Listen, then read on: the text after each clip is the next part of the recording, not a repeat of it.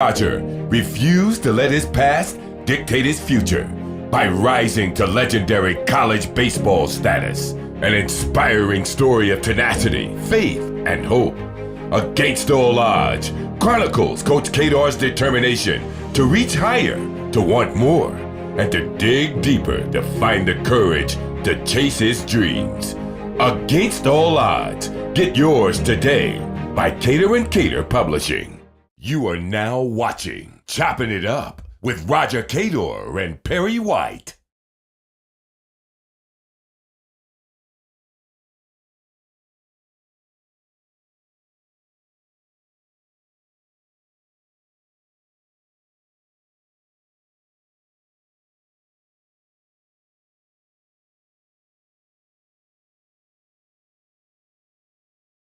All right, we're back with more of Coach Chopping It Up with Coach Roger Cador and Perry White, dealing with a couple technical difficulties, but it's nothing, Coach, that you have seen in a career that can stop you from being successful, right?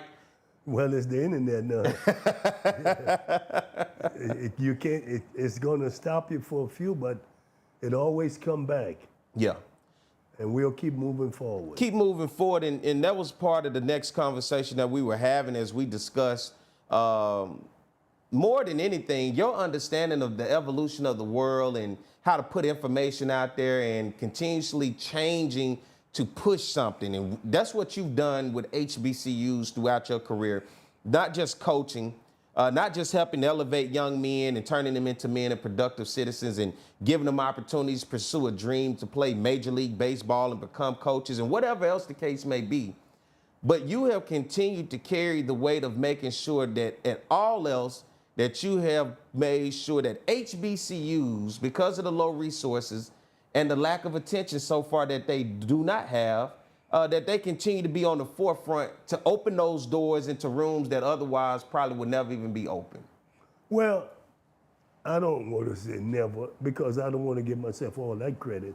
Oh, give it. But the thing is, I've done what a lot of people wouldn't do, is that I talk to people who could make things happen. There were people that could have done more than I could, but they wouldn't talk to people. And my strength is that I talk to people. Yeah.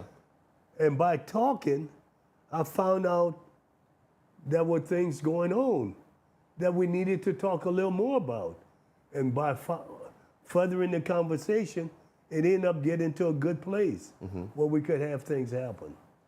At what point did you realize in your career that, hey, I got to talk to people? Like, you know, I got to go outside the box, because a lot of people, especially in this HBCU realm as coaches, if they go to administration and administration says no, they get a little nervous because they don't want to ruffle any feathers, right? Yeah. And you don't want to rub nobody the wrong way, but you had this bright spot about yourself to say nothing's going to stop what the vision is that I see to get these young people to have what they need in order to be successful.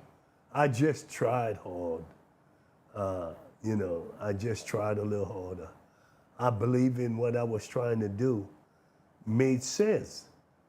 And that's why I did it. And as it relates to talking to people, I had that knack about always wanting to talk to people. And found out information. I remember my grandfather used to sit under that big oak tree, and we used to talk. Find out talking, you can learn stuff. You will. And so I learned a lot of stuff, and I carried it on in my life, and I was the one person always talking. Didn't always know what I was talking about, but I was talking. I was talking and I talked. But so it worked out. People saw me coming, they knew they had a conversation. Yeah. What would you say to young coaches out there who continuously carry the torch after you've passed it on in the HBCU space, where, of course, the low resources are there? We can never just stray too far away from that, because we always know that the story remains the same. It's just different narratives everywhere, right? But we all know the resources aren't quite there, but everybody's not willing to take the path Roger Cador took. But what would be your message to that next generation of young coaches out there, man, that understands that, hey, this is going to be a tough fight. You're not going to always show up every day with everything that you need. Well, I keep telling them the people they're fighting against are in the same position they're in. So you're not fighting against a big monster. You're fighting against someone just like you for the same players, for the same things you're trying to get. So I said the battle is even. You just got to figure a way how to win it Yeah. against the people you got to win it against. And I think the toughest thing is, I guess what I'm alluding to, is that battle with administration sometimes. Oh, well, no, that's a battle that you're not hardly going to win. Administration going to win because they've got the last say-so. And, you know, because I lost a lot of those battles, I just found a different way to go around them. How do you, when you in those battles, and this is strictly from coach to administrator, and we don't often get an opportunity to get a look into that, but when you get into those battles and you walk away, how do you still keep your spirits up to where I think a lot of times what we have today, people take things personal and not business. How do you go about maneuvering that and navigating that as a person, as a man, and then as a coach, realizing you may not get the support from the very people who hired you and you thought was going to be supportive? I like the way you put that, and it's true. And you can't take it personal, because at the end of the day, it's business with administrators. It's business. They may say it's not personal, and I don't think it's all personal. It's business. They may have a narrow view of how business works, but it's business to them. See, some people have a wider view of business, and some people have a narrow view of business. But it's still business. And I think the funny part is, to it, they may not necessarily know how to go about doing business, although it is business. They don't know all the time. But so I've just found a way, man. I worked when I was an assistant basketball coach, for a coach who had a lot of issues with administrators. And he couldn't get nothing done. Brilliant guy. And we used to sit in the office and talk business and say, you got to find. He said, you can get a lot done, but you got to find a way to go around these jokers. That was the key. He realized I could get some things done, but find a way to get around them. And that's how you got to do it. You can get business done, but you got to go around those jokers who is trying to stop you. What's the respectful way of how to do that? Is there a respectful way on how to do that? You know, where you can remain, does not seem like you're a rebel, but at the same time, you stay within the confines of good graces. That's even tougher. You may have to find someone that's not in that administration to get things done. So what if a man stop you at point A, but at point C they determine we're gonna let him in? See, he can't do anything at point A anymore, you got me? So if the guy at point A doesn't wanna work with you at point C, you find a way to get to point C where the guy will work with you. Because there may be people at the university who see things different than your boss, and they want to help. You got to find a way to let that person help you. And the key to the whole thing is that you got to make people understand, he's not helping me, he's helping the kids. Once you do that, then you can really move. Because now you took all of the emphasis away from you and put it on some innocent kids who really need the help. That's why we're trying to do it. So he's not helping me, he's helping the kids. Oftentimes, I believe, for me personally, when I watch things from afar, that's the part of the message that gets missed, and it comes down to as though it's for the individual. And that's where I think the personal, because it seems like now it's a personal battle between the individuals, where I think they miss the bigger picture, the bigger message of it's beyond the individual. It is for the young people. And when you're talking about a college setting, it's all for the young people. It's all for them, and they miss that boat. This is why you got to be able to, if you get into a disagreement, and make them understand it. It's not about me or you, it's about the kid. And you got to be able to convey that message, get it across, because that's how I did it. The battles I had were minimum battles. Once they felt they had won, they didn't. They relaxed, and that's when I attacked. You know. Well, I say as the old folks would say, pick and choose your battles wisely. You pick and choose them wisely. I was not going to fight with someone I know was going to get me. You know, I pick and choose them wisely, and I got it done. I had a good sense of understanding things, where I could go with something and where I couldn't go. It was easy for me to let someone win in their mind. You got me? I had to do it a lot. I even let players win in their minds so we could get something out of them. You can't deny people everything. You got to let them have something. You got to give them their space. How far is when you get to that point of too much honesty, and is there such thing as too much honesty when you're trying to relay a message of what you're dealing with? And you know, you're saying, well, we don't have these things, right? And I'm trying to get these things. And then let's say you go above and beyond, and you may reach out to local media, and the message is not necessarily saying what the administration is not doing for you, but it's saying what I'm trying to do for these kids. And but it comes across as, well, are you saying we not helping? Or are you saying you don't have? But the honesty you got to be careful now. You mentioned that media. Now, if you're going to do something like that, you might not want to go to the media. Because it never comes out right. Once the paper or TV, it doesn't always come out. Unless you got a lot of stuff already in the hand, in the fold. Because if you go in there and say, hey, we're going to try to get this because the administration won't, that's the kiss of death. That's too much honesty. Yeah. You got to let that administration win. So what's the fine line for that? And for any coach or anybody that's out there listening, this can go anywhere in life in terms of just dealing with boss, manager, administration, even parent, where there has to be a fine line, I guess, of too much honesty when the door is closing, but you're trying to kick it open. Well, you let the situation, it's always better to know the situation, to pick, you know. It's easy for me to try but if a situation occurs, I wouldn't know how to handle it because I was going to be honest. Because my players know that I say a lie will help you, but it's going to hurt you. A lie will help, but it's going to hurt.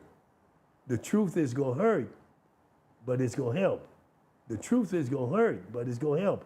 I mean, those things are true.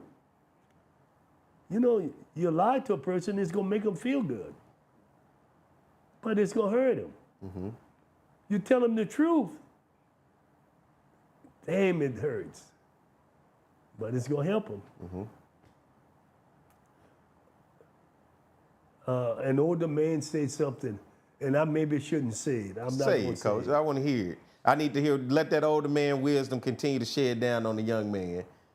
He said, women want to be lied to. And I said, oh my goodness. And he looked around, he made sure he looked around. Said, take for instance, she got on that dress that don't fit right. She gonna want you, honey, how do I look? You got to say, baby, you look fine in that dress. You got to look fine. You know? So he said they want to be lied to. Coach, you know, as you were saying that, in my mind, I promise you, I was thinking, you know, as you were saying, I was like, you know, how does that go over well when a woman asks how does she look in the brutal, you know, the honesty is sometimes you got to say, well, that may be a little bit too much makeup, baby, you know, or that dress may be a little too, you know, but the reality of it is, if you can't keep it real with them, let me tell you, you got to be careful. You got to be careful. And it's the same thing with people. Yeah. I mean, you know, he used that. I like to throw that out there, even though I'm not saying nothing about women. Yeah, no, I don't not. believe women love being lied to. Yeah. They like to be complimented. It's feelings involved. Yeah, it's feelings involved, and they want to be complimented. And that's why you got to understand, rather than lie to them, you have to find a way to say, I like that dress, but I think it may be a little tight over here, baby. Maybe we need to look at it. It's a little tight over here. I mean, there are ways you can still be honest with them. It's not what you say, it's how you say It's it. how you say it. It's how you say it. So don't say women want to be lied to. That's not fair. And it's not true. How would you say it then? See, it's not what you say, it's how you say it. How would you say it? Baby, I think we need to look at that dress. Might be a little tight right now. Why are you making me say that? Women listening out there, he's trying to make me say things I don't want to. But I'm not going to lie to you. I'm going to tell y'all the truth. And look, I do the same thing, and I had to learn in life as I continued to grow older and wiser that people's feelings do matter. Sometimes I have an issue with being brutally honest or blunt about it. But in due time, I had to realize, once again, like you just said, it's not what I said, it's how I say it. So I had to kind of retract sometime and say, you know what, I have to say things in a little bit different manner because I'm going about it the wrong way. Yeah, so that's a lesson learned right there. And I hope anybody that's out there watching, you learned that lesson because Roger Cador is trying to teach you. Don't tell her that dress is too tight. No, just say, baby, I think, we need to look at it. Might be it's just not fitting you right. Yeah. I think it's you got to find a way to say it. And you had to learn that with players, being a coach. You're doing right. I'm telling you. Now, in a joking manner with players, you maybe can say something when everybody is not listening. But you got to be careful, man. It's just a different world. And especially this day and age. And the last thing I want to ask before we get ready to wrap things up, now that we have this HBCU Swingman Classic and you get some of the top players around HBCUs coming from Division I baseball, when they get on this platform and they perform well and they open eyes to people who may not have otherwise known them, can this hurt as well while these guys using this to catapult them into the transfer portal into other programs? Well, they're going to go in there. That's the way the world is. The coaches understand that. They come to the conclusion it's going to happen, okay? And that they have to go in and get somebody to replace him. But they know once a kid does well, he's gone. Yeah. They ain't staying. It's going to be tough, I guess, moving forward to maneuver this newfound opportunity. Did you see coaches from outside of HBCUs or, from other college programs that said, hey? I really didn't. No. I was so busy doing other things with, PR and type stuff. So I didn't have time to look at what the coach. Remember, I'm not into coaching anymore. My thing is, I'm a PR guy for MLB. Oh, you moved into a new realm now. That's what I do. Public relations. That's what I do. Is Erin teaching you well in public relations? She doesn't need to. I know. That's why they came and got me because they knew I could do it. Yeah. No, this is something that's easy for me. It's easy like Sunday morning. Easy like Sunday morning. Well, nobody can work a room better than Coach Roger Cador. Nobody can tell a story better than Roger Cador. And I'm not telling a lie. I'm saying a story in terms of historical back. And I've learned so much from you over the years that we've been able to sit down and have conversation, and the people we've been able to interview and the relations that you realize that you have built with people that go far beyond the reach that you ever thought it would go. You have continued to bring those relations not only to Southern, but to HBCUs. And most importantly, I think you deserve a thank you card for every one of those institutions that had a player presented at that game, the HBCU Swingman Classic, because you didn't just think about Southern University. You just didn't think about the past guys that you have coached. You continuously think about the next generation and the future of the game and the sport, because you have always kept it, and you continue to keep it with that torch that these young people matter, and we got to be able to continue to help these young people. Well, Tony Regan and MLB allowed me to have a platform and give my opinion about things. He wants me to give my opinion because he said there is nobody else who knows HBCU as well as you that's in here So we have to rely upon you for information.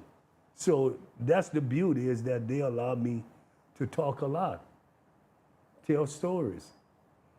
And that's what I get to do.